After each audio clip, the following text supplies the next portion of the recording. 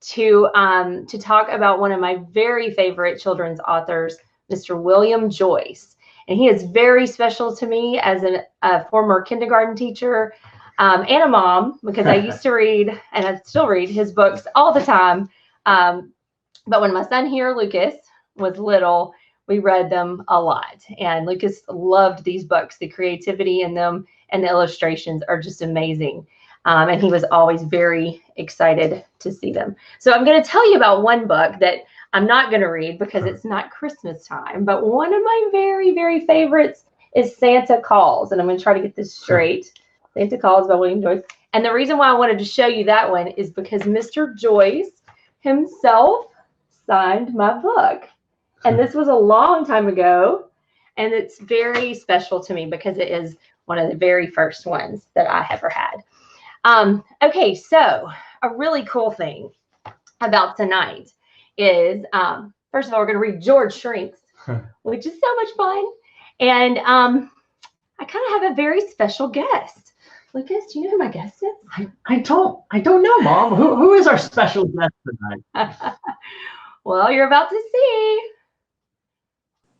Ta-da! Hey. Wow. Guess who that is?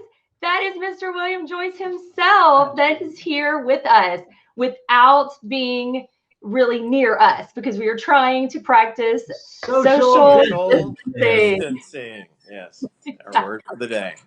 How are you guys? Hey, all right. I'm going to let Mr. Joyce talk about George Shrinks and what inspired him to write this story. Okay, cool. And hey, Wildcats, it's good to see you guys. And I know some Wildcats. I know Isabel and Max Woolley. They're Wildcats. They're in the 3rd grade, right? Come here. Oh, Max. We have a little Wildcat right here. There's Isabel.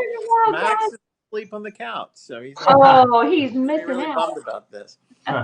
So, George Shrinks was my first book as an author and an illustrator, and I'd done some books before that as an illustrator, right when I got out of college.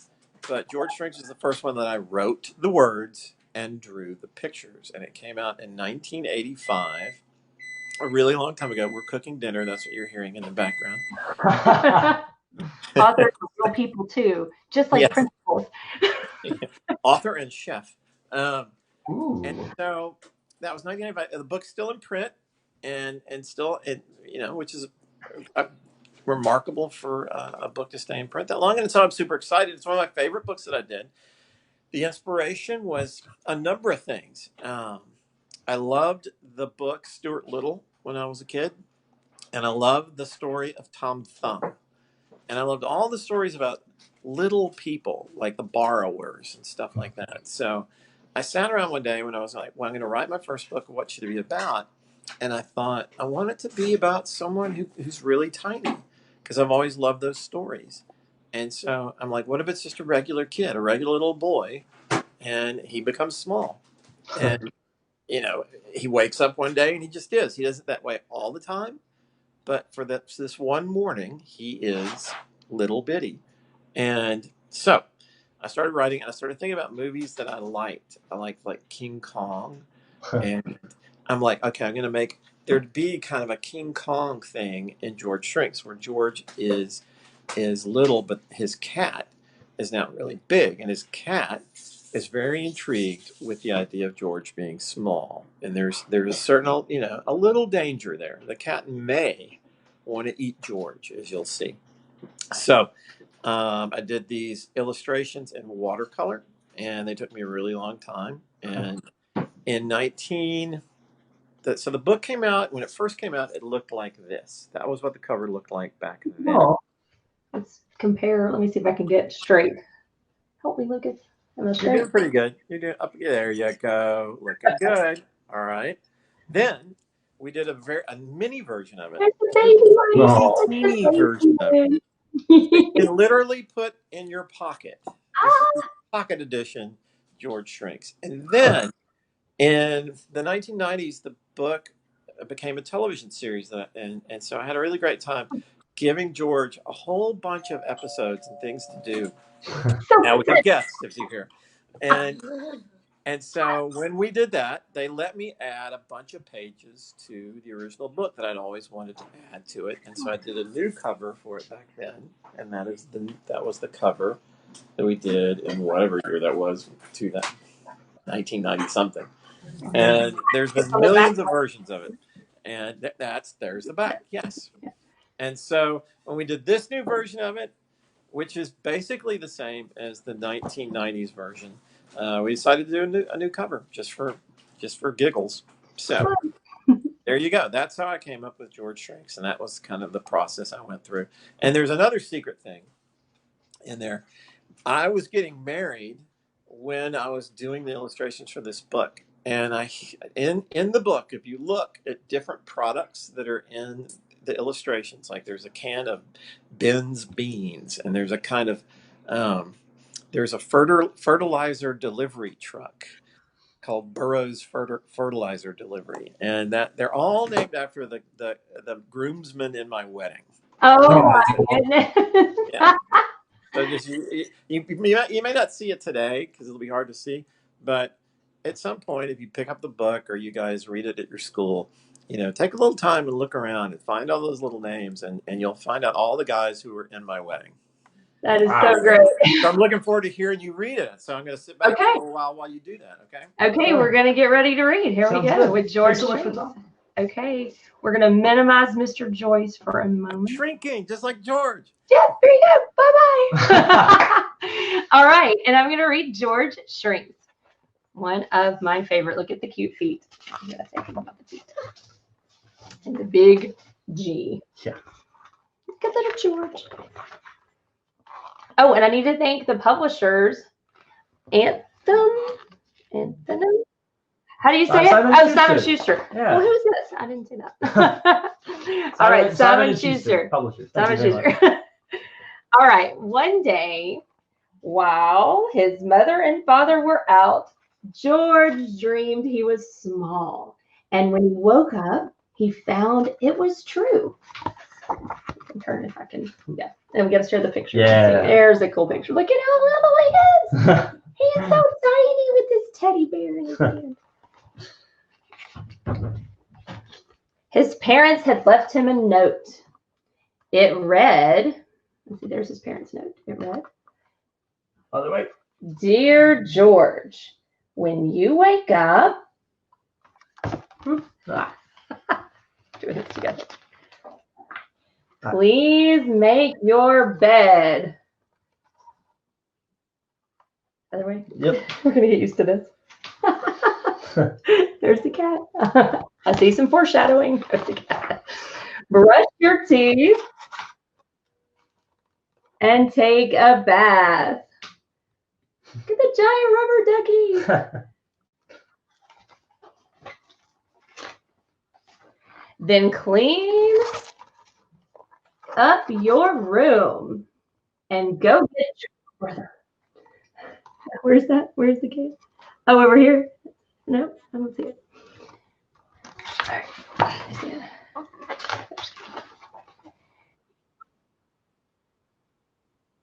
It changes everything. It's very terrible. Here's some. Eat your breakfast. Eat a good breakfast. Cake is great breakfast and 7-Up or Yup. And don't forget to wash the dishes, dear. That actually looks like fun. I don't know about that. It would be more fun to wash dishes if you're that little. Now this part would be hard. Do your homework.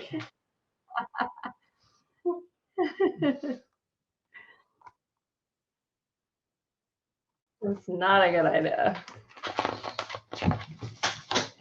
Take out the garbage and play quietly.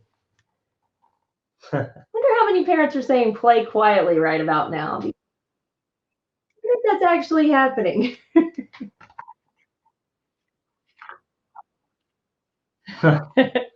Make sure you water the plants and feed the fish. Whew, now feeding the fish would be fun. Depending on what type of fish they are. As long as they don't eat you. Exactly. Then check the mail and get some fresh air.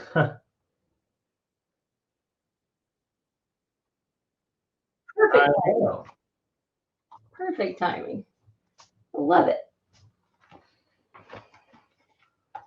And the cat and the little brother are very confused. All right, here's his fun on the airplane, or in the airplane. Yeah. Gosh, that would be nice. That'd be hard to control, though.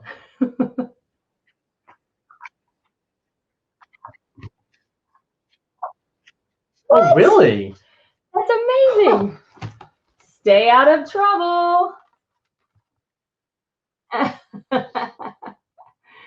Yeah, the cat is coming after him. Oh, and it got the plane.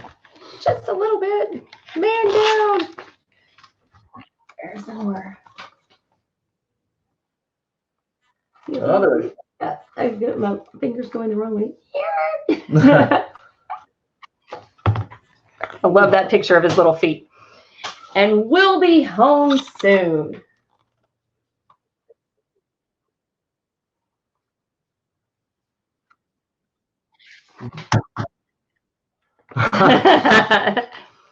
Love, Mom and Dad. It was all just a dream. Look at the little. Oh, considering it lasted the whole day. It may have been just a great dream. Oh, do they? Oh, they do. Oh, that's a good. Either way, that is a great one. All right. I'm going to put you back. It's hard to read a mirror. Okay, I'm going to put you back up here, Mr. Joyce. And I'm going to let you tell us about the book that Lucas is next going book to read. that we're reading today. A Day with Willie Robinson. Another favorite of mine.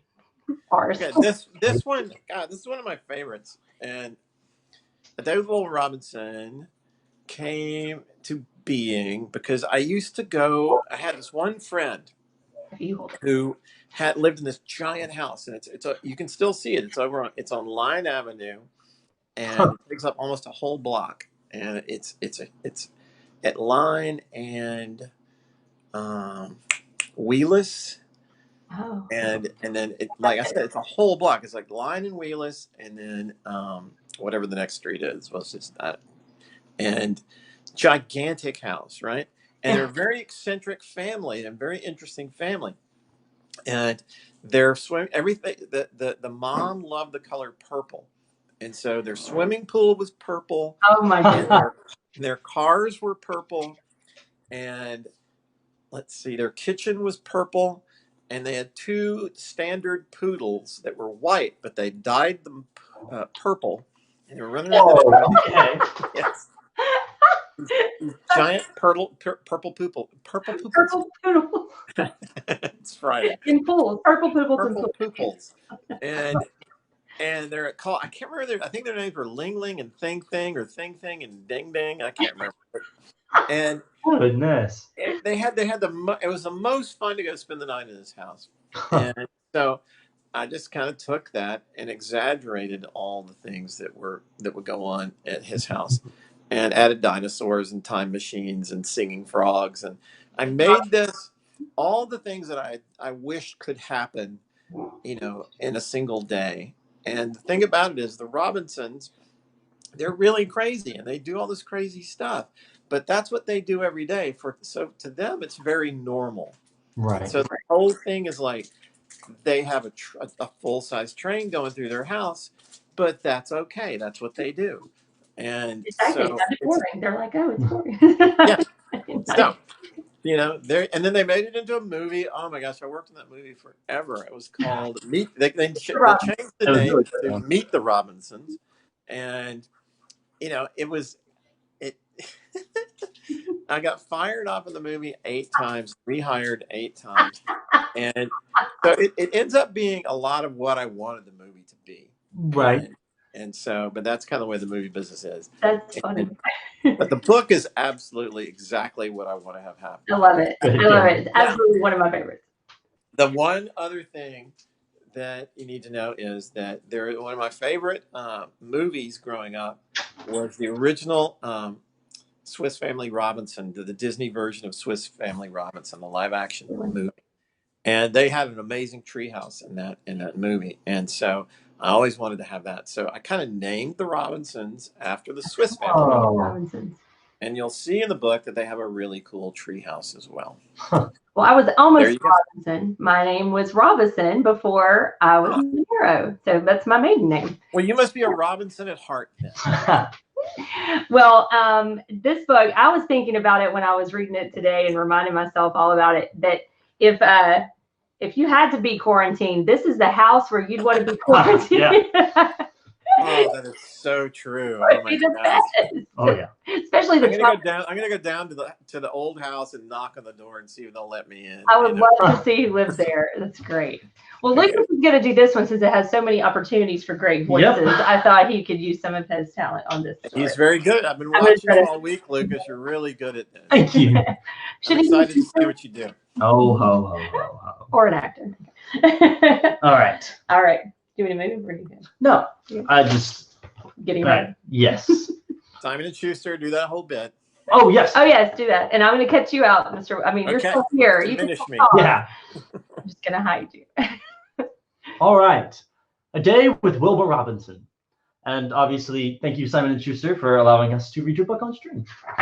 And thank you, Mr. Joyce, for allowing us to read. Of course. Thank you. Cover page. All right.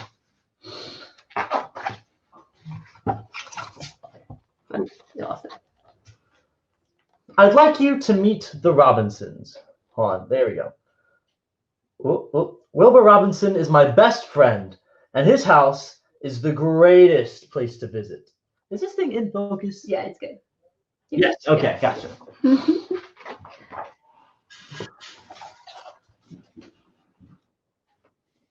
I walked up, and what did I do? I said hello to the twin uncles, Dimitri and Spike. As always, Wilbur opened the door just before I knocked. Come on in, he said. Lefty will take your bag. You gotta see that picture better. See if you can see Lefty. Can you see Lefty? I know. Yep. Can you see him? He's kind of hard to see up there. I can't get it to it. I can't get it. And the uncles. Yeah. The uncles, Dimitri and Spike. Uncles are in the bot. Yeah. Should we move? Yeah. Preferably. We're gonna let Lucas get it. Hi there, everyone. All right.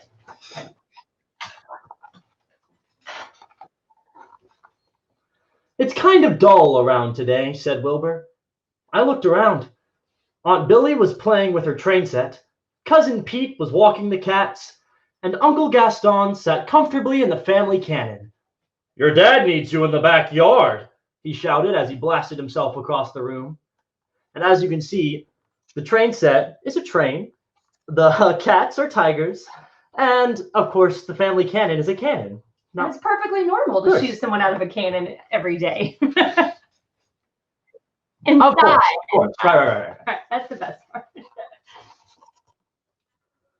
In the backyard, we found Mr. and Mrs. Robinson and the robot, Carl. They were scouring the lawn with the matter detector. We're looking for grandfather's false teeth, Mr. Robinson explained. Of course, we haven't seen grandfather lately either, he added. Could you boys go around and ask? Look at that.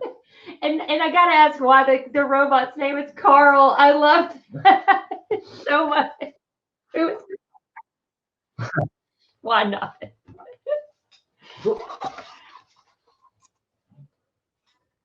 We asked Uncle Wormley if he'd seen grandfather's teeth, but he was busy with a new friend. One of his bugs suggested that we check out the back. The photon elevator was busted, so we took the stairs. Oh, yeah, of course.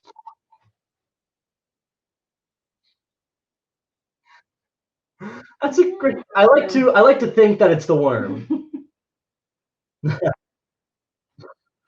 Hey! It's nice to know that I was correct.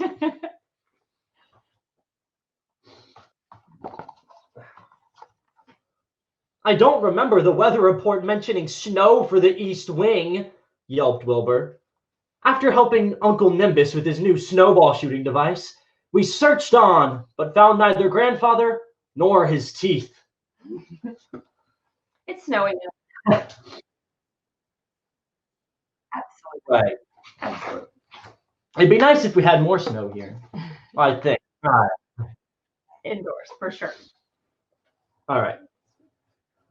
None of the lab equipment had seen a thing, but Uncle Orbly popped by to lend a hand.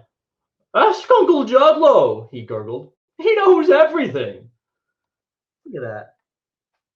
That's one big bubble. And it's funny how they asked the lab equipment first. Very important. Right. So, I mean, yeah. Oh, I see. Okay, I see. Yeah. There we go. Face, and then faces.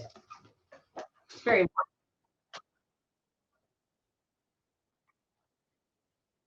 important. Right. Bubble? Absolutely. That bubble would be great. Or glass elevator. Right. We found Uncle Judlow relaxing with his brain augmenter. It helps him think deep thoughts, Wilbur whispered. Mississippi, spelled with O's instead of I's, would be Mososopo, blurted Uncle Judlow. See, what did I tell you? Wilbur exclaimed. Have you seen Grandfather Robinson's false teeth? I asked. Uncle Judlow blinked. They're wherever he left him, he answered after some thought. Of course, they're wherever you left them. Very vague, but very bright. That's right. Smart thoughts. There we go. In the den, Wilbur's sister Tallulah was talking on the phone and eating grapes. His other sister Blanche was modeling her new prom dress. Do the shoes match? She asked. They're swell, we chimed. Have you seen Grandfather Robinson's false teeth? I asked. Or grandfather? Asked Wilbur. Not lately, said Blanche. Yawning, Tallulah shook her head and ate another grape.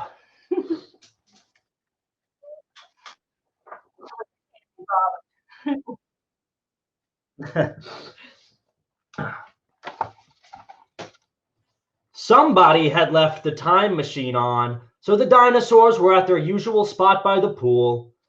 Jeez, I hope grandfather doesn't get lost in the Mesozoic period again, said Wilbur. That'll definitely make him late for dinner, I said. Look at that.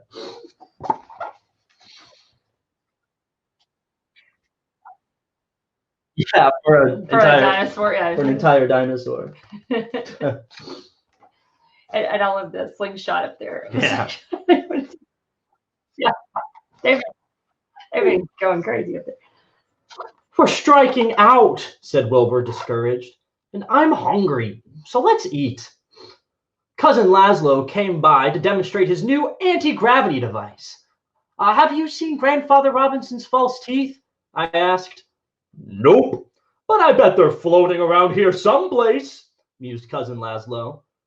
Suddenly, the faint, familiar strains of Potato Head Blues came wafting from the house.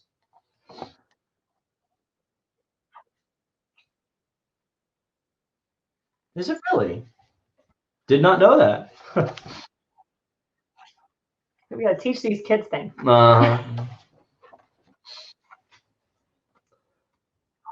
That's it, yelled Wilbur. It's Friday, Grandfather's birthday, and Grandfather's in his lab working with his dancing frog band. We rushed to the lab. Sure enough, there was Grandfather with his friends Mr. Ellington and Mr. Armstrong. Grandmother Robinson was helping. Have you found your teeth, Grandfather? Shouted Wilbur over the music. Nah, haven't seen them, he smiled. I guess we'll just keep looking, I volunteered. I do appreciate it, said Grandfather as the music played on. Yep. Yep, there they are.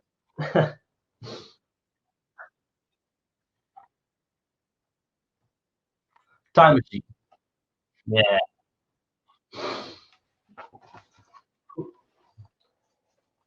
We found grandfather, Wilbur announced as we ran outside. Good work, said Mr. Robinson. Now, if we could only find those teeth. Last time I was here, we were looking for your grandfather's glass eye, I reminded Wilbur as we walked. Yeah, he's always missing a part, Wilbur admitted. Ahoy! Called Uncle Art, newly arrived from abroad. Looking for a lost bit of grandfather? Gadzooks, I've been homesick. Where is he? There he is. Yeah. Abroad. From abroad. That was a great voice for him because I know. By evening, grandfather's teeth were still nowhere to be found. At dinner, Uncle Gaston practiced shooting food out of a cannon. Carl and Lefty served, while grandfather did the best he could without his teeth. There he is. Look at him trying his best.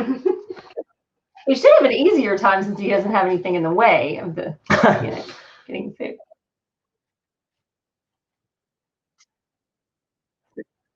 Right. You don't need teeth for that.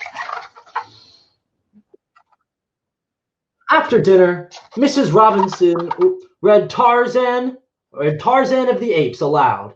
Suddenly, one of the frogs jumped up onto my hand and did a Tarzan yodel. He was wearing Grandfather Robinson's teeth. I found them! I cried. Everybody shouted, hooray! Except for Wilbur, who did a Tarzan yodel too.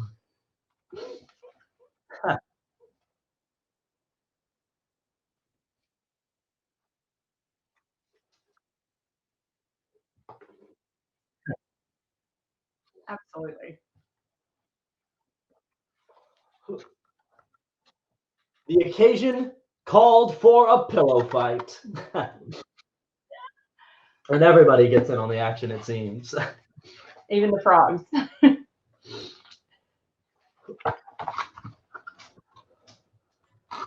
Oh, ooh, this glare is really bad. Exhausted from the battle, we floated across the lawn and into a tree with the help of Cousin Laszlo's anti-gravity device. Wilbur and I stayed up late into the night while Uncle Art told hair-raising stories about his adventures in outer space as the frogs played softly on their violins.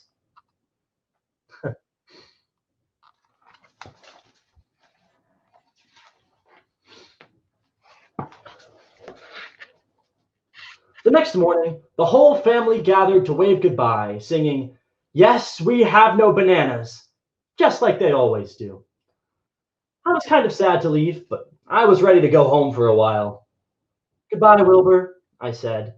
Sorry if it was such a dull day, Wilbur apologized. Hey, I had fun, I said. Wilbur smiled. Could really be singing, "Yes, we have no bananas today." It's true. Yes, we have no toilet paper. That's we're out of paper towels. Yeah, we actually are out of paper towels.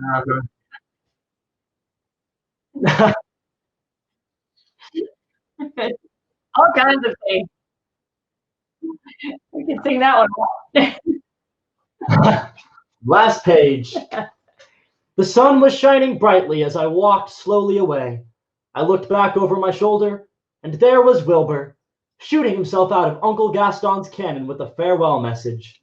See you later, pal. The end. And that was a day with Wilbur Robinson. Yay, Wilbur! Bye, Great, William Joyce. Oh no, let me put him back up there. Okay, we're putting you back up here. All right. Putting you back up there 3, 2, so we 1. can say goodbye.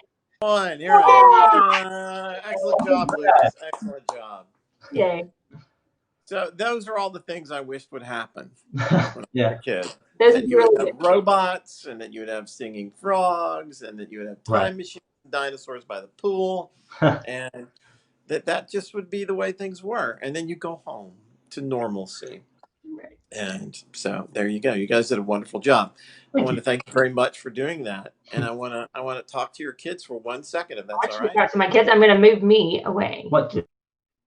Uh-oh, we're gone. We're done. Oh, there's only so many minutes. I guess. Oh, we're back. No, we're still here. I mean, we were still here. Oh my gosh. Okay. Well, I couldn't see you. Okay. Okay, you keep talking. We'll just sit here. We'll listen. The cool thing to me, like, as weird as this time is right now, everybody, and our lives are so different for a while. But this is a time where you can sit and daydream and think and go in your mind a bit and think about the things that you wish would happen. And I mean, this is the way I was when I was a kid.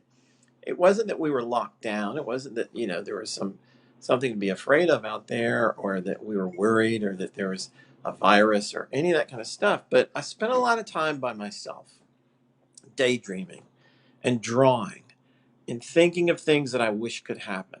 That's all it really is about. That's all writing is really about, is sort of thinking of the things you think would be interesting to have happen. And so at this point in our lives, when things are a little different, maybe to pass the time, some of you would enjoy sitting around and thinking of a day like Wilbur Robinson had, of what wonderful things could happen. And just daydream about that and think about the things that are awesome to you, and write them down or draw pictures.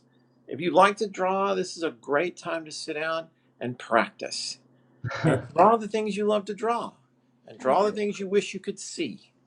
So try to take this time when we're all kind of alone more and not at school, and use it.